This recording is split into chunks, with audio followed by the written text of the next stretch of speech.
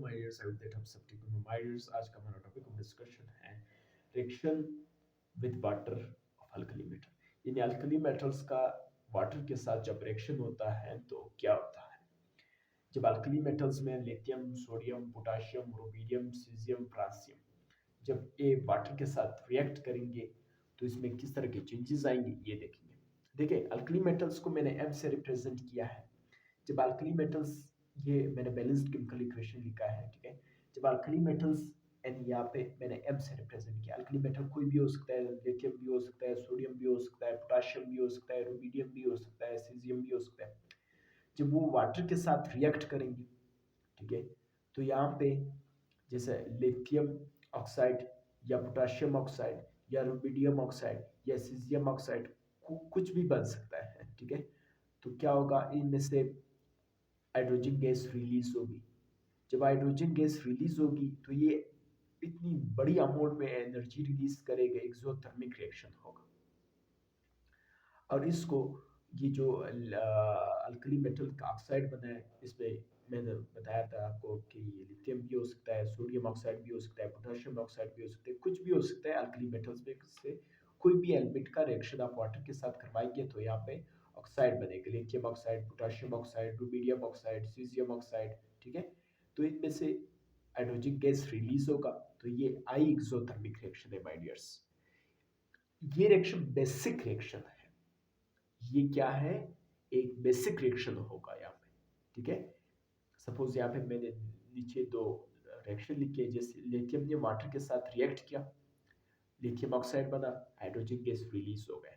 और आपसे पूछा जा सकता है, जब अल्कली मेटल्स वाटर के साथ रिएक्ट करेंगे तो कौन सा गैस रिलीज होगा, हाइड्रोजन गैस रिलीज होगा।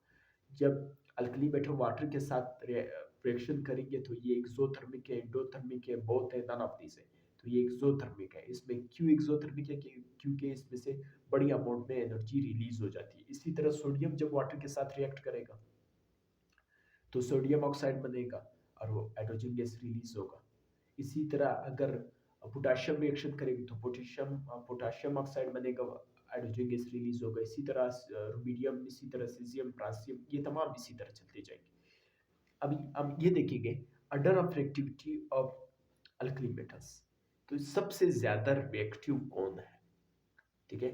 Caesium is most reactive, then rubidium, then potassium, sodium, lithium.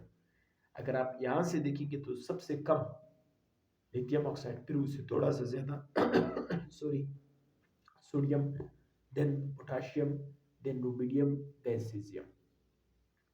ये ऑर्डर ऑफ रिएक्टिविटी आपने याद रखना है अल्कली मेटल्स का। आज के बड़ी सिंपल मैंने दो तीन बातें बताई आज के लेक्चर्स में कि जब अल्कली मेटल वाटर के साथ रिएक्शन करेगा तो हाइड्रोजन गैस रिलीज होगा। ये एक्सोथर्मिक रिएक्शन है क्योंकि इसमें एनर्जी रिलीज होती है। ये क्वेश्चन पूछा गया पास्ट पेपर्स में। जब alkali metals lithium, sodium, potassium, rubidium, caesium, francium, इनमें से कोई भी हो सकता है, जब ये वाटर के साथ रिएक्ट करेंगे तो इनसे हाइड्रोजन गैस रिलीज होगा। एक बात आपने ये याद रखनी है। दूसरी बात आपने ये याद रखनी है, जब अल्कली मेटल्स वाटर के साथ रिएक्ट करेंगे तो ये एक्सोथर्मिक रिएक्शंस है, इसमें high amount of energy release होती है, ठीक है। और ये जब यहाँ पे ऑक्साइड बनता है, ये बेसिक ऑक्साइड है।